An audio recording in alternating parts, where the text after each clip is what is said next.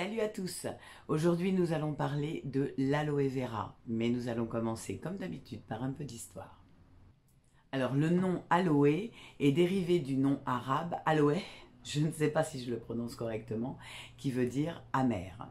Alors que vera est le mot pour dire vrai. Donc c'est une vraie plante amère, d'ailleurs elle a un goût amer. Alors c'est une plante vivace qui est utilisée depuis de nombreuses années, depuis l'Antiquité. Elle était utilisée en Mésopotamie et en Égypte antique. Et on la retrouve d'ailleurs sur de nombreuses tablettes gravées de cette époque où elle est représentée. En moins 425 avant notre ère, l'historien égyptien Hérodote indique qu'on l'utilisait, enfin qu'il l'utilisait à l'époque pour embaumer les morts. Au IIIe siècle, toujours en Égypte, le papyrus de Leyde expliquait comment utiliser cette plante. L'aloe vera serait, d'après un bon nombre de preuves, utilisée depuis plus de 5000 ans. Par contre, on n'a pas retrouvé beaucoup d'éléments indiquant la preuve de cette plante avant ces fameux 5000 ans. Christophe Colomb l'utilisait énormément lors de ses voyages, il en emmenait un certain nombre de plants pour pouvoir les utiliser pour ses marins, pour soigner ses marins et en l'occurrence pour lutter contre le scorbut. Et il appelait ça le médecin en pot. Elle est utilisée depuis de nombreuses années en cosmétique mais également en médecine, en alimentaire, puisqu'on peut également la consommer dans l'alimentation, on peut en faire des jus, etc. Et elle est utilisée comme soie végétale au Maroc par un système de rouissage qui en fait est une macération des fibres de la plante qui permettent d'en faire une soie. Alors parlons maintenant de l'espèce. Elle fait partie des espèces d'aloès de genre aloe. C'est une plante succulente et on en trouve à peu près plus ou moins 400 variétés. Alors toutes ne sont pas consommables de la même manière, donc attention à celles que vous utilisez pour la consommation ou pour la cosmétique. Donc c'est une succulente vivace qui ne perd donc pas ses feuilles et qui fonctionne par système de touffes. En fait elle va faire plein de petites touffes et c'est une plante qui drageonne beaucoup. Donc par exemple à l'extérieur, dans le sud de la France ou dans les pays chauds, elle va énormément se multiplier et très facilement. Et si elle a les conditions idéales, eh bien vous pourrez la voir fleurir, même en appartement. Mais il lui faut des conditions tout à fait favorables. Donc, c'est une plante qui serait d'origine d'Afrique du Sud, donc sur des terres arides et de milieux secs. Elle est composée de 98% d'eau. Donc sa masse totale est composée de 98% d'eau. C'est ce qui fait qu'il faudra que vous fassiez très attention à son arrosage. Elle est d'ailleurs nommée la plante de l'immortalité car elle est capable de vivre dans des conditions de sécheresse énormes et donc elle est un peu increvable. Enfin bon, tout est relatif, hein. Si vous ne l'arrosez pas pendant 3 ans, elle finira par mourir. Alors elle craint l'eau, l'excès d'eau, l'excès d'humidité, le froid et l'ombre. Donc c'est une plante qu'il vous faudra placer en pleine lumière et où il va falloir que vous fassiez très attention à son arrosage. Donc toujours pareil, c'est difficile de vous dire quelque chose de fixe au niveau de l'arrosage d'une plante.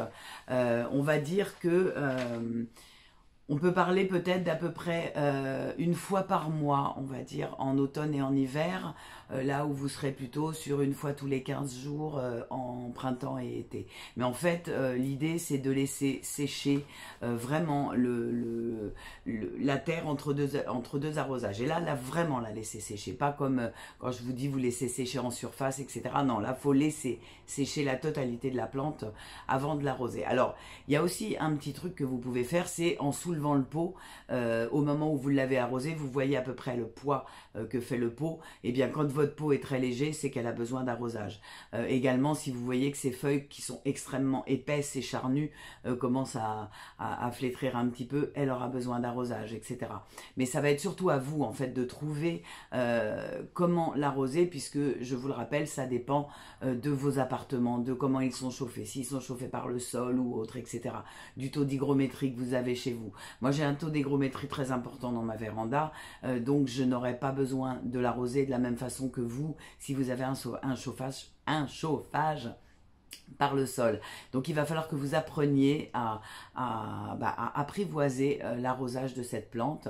Mais sachez une chose en tout état de cause, c'est qu'il vaut mieux manquer d'eau qu'un excès d'eau pour l'aloe vera. Un excès d'eau la tuera assurément puisque ça lui fera une pourriture des racines, là où un manque d'eau ne la tuera pas, d'autant qu'elle vous fera savoir qu'elle manque d'eau de par son port. Donc faites très attention vraiment à l'eau avec cette plante, parce que c'est ça qui risque de vous faire rater la culture de votre aloe vera. Alors elle se portera très bien en appartement, mais comme elle craint l'humidité, pas dans la salle de bain, hein, ni dans la cave forcément. Clairement en dessous de 15 degrés, il faudra la rentrer. Si par exemple vous la mettez, ce qui lui fera beaucoup de bien, sur votre balcon, dans votre jardin, que sais-je, à l'extérieur, au printemps et en été, dès qu'il fait moins de 15 degrés, vous la rentrez. Parce qu'une rosée sur moins de 15 degrés et la plante est morte.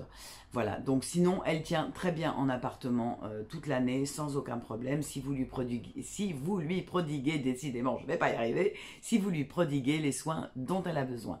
Si par contre vous avez la chance d'habiter le sud de la France ou le sud en général ou un pays chaud, bien entendu, vous pourrez utiliser cette plante à l'extérieur sans aucun problème. Alors, je vous ai dit, je crois, en début de vidéo, que c'était une plante qui poussait avec, comme si c'était une sorte de cône. Donc en fait, quand vous l'arrosez, essayez de l'arroser pour le coup par le centre du cône, puisqu'elle retiendra mieux l'eau sur une plus longue période. Alors, concernant le rempotage, tous les 3-4 ans, pas plus, puisque c'est une plante de terre aride et de terre pauvre à la base.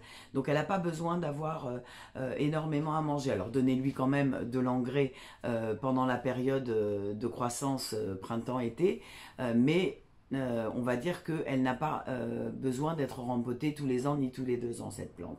Et le rempotage, alors ça va dépendre de ce que vous voulez. Si vous voulez qu'elle fasse des bébés, si vous voulez qu'elle vous fasse des rejets, vous allez la rempoter dans un pot beaucoup plus grand pour lui laisser la place, en fait, comme elle croît beaucoup, de faire des petits. Auquel cas, au rempotage suivant, vous pourrez récupérer les bébés, ce que je vais vous montrer d'ailleurs dans la vidéo qui va suivre. Vous pourrez récupérer les bébés pour avoir d'autres plants d'aloe vera. En revanche, si vous n'en voulez pas d'autres, vous ne la rempotez que dans un pot, soit de taille équivalente si vous avez réussi à retirer une majorité de sa terre sans endommager les racines, soit dans un pot de taille juste supérieure pour permettre à la plante de ne pas favoriser les petits, en fait, pour ne pas avoir de rejet. Mais sinon, c'est un bon moyen de multiplier votre aloe vera si vous voulez faire des cadeaux ou vous-même en avoir plus, etc. C'est un bon moyen, rempotez-la dans un grand pot dans ce cas-là. Et comme toutes les succulentes, alors ça c'est valable pour absolument toutes les succulentes, quand vous les rempotez, vous attendez 4-5 jours avant de les arroser pour que les racines aient eu le temps de prendre contact avec le nouveau substrat.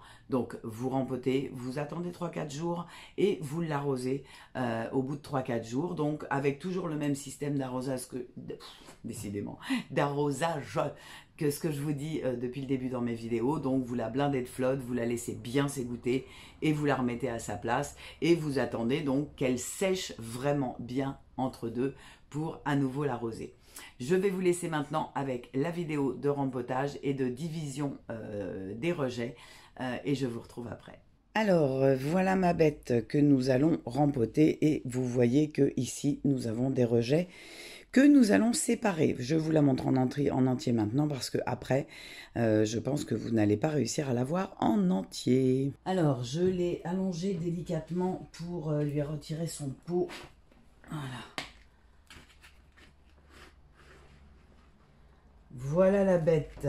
Donc, comme vous pouvez le remarquer, il était grand temps de la rempoter. Alors, je ne voudrais pas casser de feuilles. Donc voilà les petits que nous allons séparer de la mère. Donc, eh bien, écoutez, il faut tout simplement tenir la plante mère et tirer sur les petits. Voilà. Oh là, la caméra a failli valser, sachant qu'il faut lui garder des racines à ce petit. Donc, voilà, une fois qu'il a commencé, vous voyez, vous nettoyez un petit peu pour essayer de lui récupérer un max de racines, donc que l'on va venir couper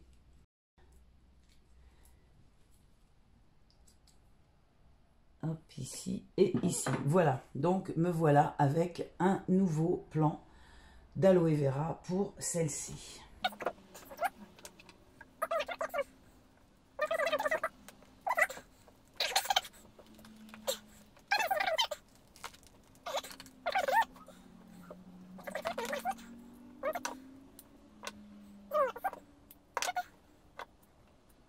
Ah merdasse, tiens, j'ai coupé une des grosses racines qui apparemment appartenait à la maman. Bon, c'est pas grave. Donc voilà, deuxième bouture. Ensuite, la troisième. Donc j'entoure bien avec mes mains toutes les feuilles. Hein. Vous voyez, je passe vraiment derrière la plante et j'attrape le bas et je tire.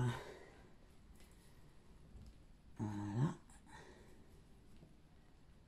Donc j'enlève le maximum de terre pour pouvoir voir les racines. Et puis comme ça se rempote que tous les 4 ans, bah autant en fait lui mettre le plus possible de nouvelles terres.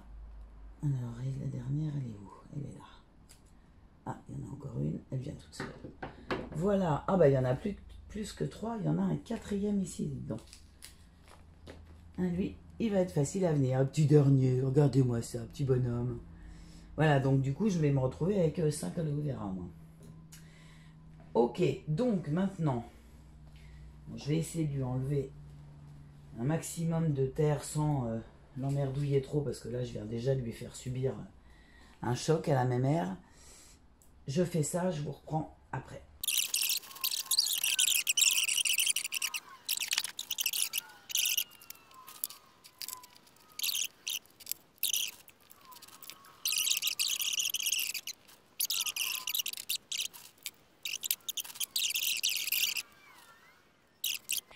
Voilà, bah écoutez, j'espère que cette vidéo vous aura plu, qu'elle vous aura appris quelques trucs et je vous dis à samedi prochain. Bye bye tout le monde.